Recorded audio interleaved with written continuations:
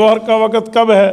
اس وقت ہے لدلوک الشمس، قرآن کہتا ہے اقیم الصلاۃ لدلوک الشمس، دل کے شمس کہتے ہیں سورج کے ڈھل جانے کو، یعنی سورج کا جس کو ہم زوال کہتے ہیں کہ اب زوال ختم ہوا ہے لہٰذا اب شروع ہو رہا ہے۔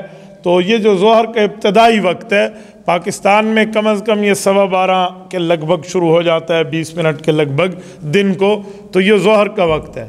اور ظہر کا وقت کب تک رہتا ہے؟ حدیث پاک میں ہے، رسول کریم صلی اللہ علیہ وسلم ارشاد فرماتے ہیں کہ ظہر کی نماز کا وقت اس وقت تک رہتا ہے حتیٰ سارا ذل کل شیء مثلی او کما قال علیہ السلام، جب ہر چیز کا سایہ دگنا ہو جائے، ڈبل ہو جائے کسی کا سایہ۔ کیا معنی؟ میرے دوستو ذرا توجہ رکھنا، میں آپ کی خدمت میں بات سمجھا رہا ہوں۔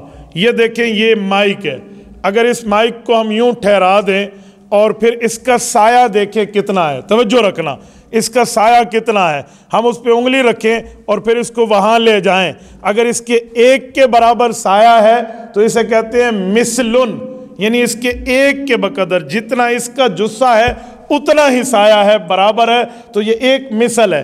اور اگر یہ ڈبل ہو جائے اسے مثلین کہتے ہیں۔ حضور پاک علیہ السلام نے فرمایا جب ہر چیز کا سایہ ڈبل ہو جائے تو اس وقت آپ کی ظہر کی نماز کا وقت ختم ہو جائے گا، عصر کی نماز کا وقت شروع ہو جائے گا۔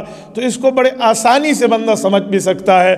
آپ کسی جگہ میں ہیں، آپ کے پاس اوقات نماز نہیں ہے، حالانکہ آج کل بہت آسان ہے، اگر آپ موبائل میں بھی اپلیکیشن رکھ لیں اہل حق کی جس کے ذریعے آپ کو نماز کے اوقات پتہ چلیں تو آپ کو کہیں بھی پتہ چل سکتے ہیں، لیکن اگر نہ بھی چلیں تو آپ کی جیب میں ایک پین ہے، پین اٹھائیں، آپ یوں رکھ دیں، سایہ اصلی چھوڑ کے اس کا ڈبل سایہ ابھی پورا نہیں ہوا، ڈبل سے کچھ کم ہے رہتا ہے تو ظہر کا وقت رہتا ہے۔ جب سایہ ڈبل ہو جائے گا پھر ظہر کا وقت ختم ہو جائے گا اور عصر کا وقت شروع ہو جائے گا۔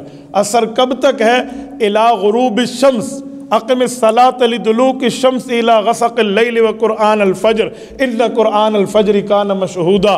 یہ قرآن کریم نے اس کے اوقات کی طرف اشارہ فرمایا کہ آپ نے اس وقت تک عصر کی نماز کے وقت کو ادا وقت سمجھنا ہے جب تک غروب شمس نہ ہونا شروع ہو جائے۔ ہاں، اس کو زیادہ لیٹ نہیں کرنا چاہیے۔ حدیث پاک میں ہے کہ وہ تو منافق کی نماز ہوگی کہ اگر تم بالکل غروب کے قریب جا کر پڑھو اور اس وقت 4 ٹکریں مارو جیسے مرغ، یہ حدیث پاک میں مثال ہے کہ مرغ کی طرح ٹھونگے مار کے آپ اٹھ جاؤ، اتنا زیادہ نہیں کرنا چاہیے، اس سے پہلے پہلے بندہ پڑھ لے تو یہ بہت اچھا ہے۔ یہ عصر کی نماز کا وقت ہے سورج کی غروب سے پہلے پہلے۔ لیکن کبھی کوئی مجبوری ہے، ایک آدمی سفر میں ہے یا پانی وضو کا نہیں مل رہا یا کوئی اور عذر ہے اور اس بندے کا وقت لیٹ ہوتا گیا حتیٰ کہ اس کو اس وقت نماز کا وقت ملا جب اس نے اللہ اکبر کر کے نماز شروع کر دی، پھر سورج غروب ہوا، اب یہ نماز پوری کر لے، اس کی اس دن کی عصر ادا ہو گئی ہے۔ لیکن عادت نہیں بنانی چاہیے، روٹین ہی نہیں ہونی چاہیے کہ بالکل اینڈ پہ جا کے پڑھیں۔